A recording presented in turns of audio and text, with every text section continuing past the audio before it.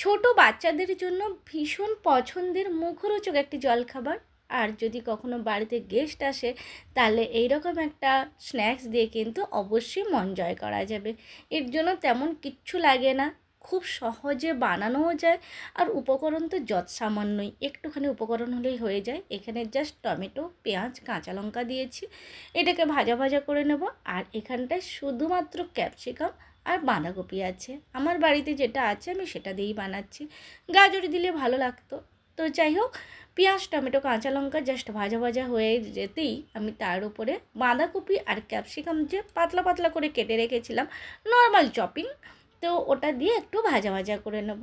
এর জন্য এমন কোনো উপকরণও লাগবে না, আর সেরকম কোনো খাটনিও নেই। তো খুব সহজেই বানানো যাবে। আর এরকম একটা জলখাবার পেলে বাচ্চারা ভীষণ খুশি হয়ে যায়। আমি একটু নুন দিয়ে দিয়েছি, নুন, হলুদ, একটু লঙ্কা গুঁড়ো, ব্যাস সামান্যই। আর আমি কোনো গুঁড়ো মশলা কিচ্ছু দেব না। একদম খুবই লাইট একটা খাবার, যেটাতে কোনো রকম কোনো মশলাও থাকবে না। এদিকে আমি ময়দাটা মাখানো স্টার্ট করে দিচ্ছি। যেহেতু আমরা দুজন খাবো তাই অল্প পরিমাণ ময়দা নিয়েছি। আর যেভাবে মাখানো হয় নর্মালি লুচি বানাতে বা কিছু যেভাবে বানানো হয় সেইভাবেই কিন্তু আমি বানাবো। নুন আর একটু তেল দিয়ে, ময়মের জন্য একটু তেল দিয়ে, বাস অল্প একটু জল দিয়ে যেভাবে ময়দাটা মাখানো হয়। ওখানে যেহেতু সবজিটা ভাজা হচ্ছে ততক্ষণে আমার ময়দা মাখানোটাও রেডি হয়ে যাবে। তো হ্যালো বন্ধুরা, welcome back to my YouTube channel. আশা করি তোমরা সবাই খুব ভালো আছো। আমার নতুন আর একটি ব্লগে তোমাদের সবাইকে স্বাগত জানাই। শুভ সন্ধ্যা। একদম সন্ধ্যাবেলার ইয়াম্মি ইয়াম্মি মুখরোচক জলখাবার। এরকম জলখাবার আমি অনেক দিন পর বানালাম। আসলে এখন বানানোর মতো সময়ও দরকার, আর সবথেকে বড় কথা ইচ্ছেটা দরকার হয়। যেহেতু আমি সকাল থেকে সন্ধ্যা অবধি সব সময় যেন দৌড়াতেই থাকি, এত কাজের প্রেশারে থাকি। তো ওই জন্য এই জলখাবারটা খুব একটা আমার বানানো হয়েছিল না। অনেক দিন পরে আবার ইচ্ছে করলো তাই বানালাম।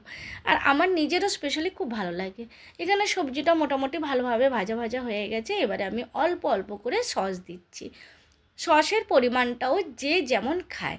তো আমি এখানে টমেটো সস দিলাম অল্প, আর একটু দিতে হবে। তো আর সয়া সস দেবো, ব্যাস। আর একটু ভিনিগার দিলে বেশ ভালো লাগবে। ব্যাস এই হচ্ছে সসের যে উপকরণ, just tomato sauce, soya sauce আর তার সাথে একটু ভিনিগার, ব্যাস। আর কিছু নয়। আর একটু যদি চিলি সস দেওয়া হয় তাহলে ভালো হয়, যেহেতু আমার বাড়িতে চিলি সস ছিল তার জন্য আমি দিয়ে দিলাম। ব্যাস এটাকে একটু ভাজা ভাজা করে নিয়ে, জাস্ট ভাজা তো হয়ে গেছে, একটু নাড়িয়ে চাড়িয়ে সসটা ভালো করে মিশিয়ে নিয়ে আমি এবার নামিয়ে দেবো। আমার স্টাফিং যেটা দেওয়া হবে সেটা একদম কমপ্লিট।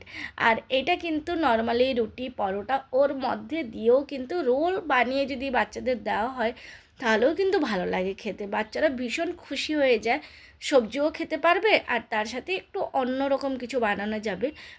এই স্টাফিংটা হচ্ছে মেন, এটা দিয়ে অনেক রকম জিনিস বানানো যায়। তো আমি আজকে যেটা বানাচ্ছি সেটাই তোমাদের সাথে শেয়ার করে নিচ্ছি। ওই যে বললাম, সসের পরিমাণটা একটু কম হয়ে গেছিলো, তাই আমি আরেকটু দিয়ে দিলাম। যেহেতু সবজিটা অনেকটাই আছে, একটু বেশি করেই বানিয়ে নিয়েছি। এটা কিন্তু ভাত দিয়েও খেতে ভালো লাগে। প্রায় দিন কিন্তু সকাল সন্ধ্যায় এই চিন্তাটা সবসময়ই মাথায় থাকে, কি জলখাবার বানাবো, এমন কিছু বানাবো যেটা বাচ্চারা ভীষণ খুশি হয়ে খাবে। এই চিন্তাটা সবসময় থাকে, সে বাচ্চা যতই বড় হোক বা ছোট হোক, যাই হোক না কেন। এই যে আমার লেচি কাটা হয়ে গেছে, এবার আমি সব একসাথে আগে বেলে নিচ্ছি। তো ব্যাস এখানে যে স্টাফিংটা বানিয়েছিলাম সেটাও কড়াটা খালি করে নিচ্ছি, কারণ এই কড়াতেই আমি ভাজবো।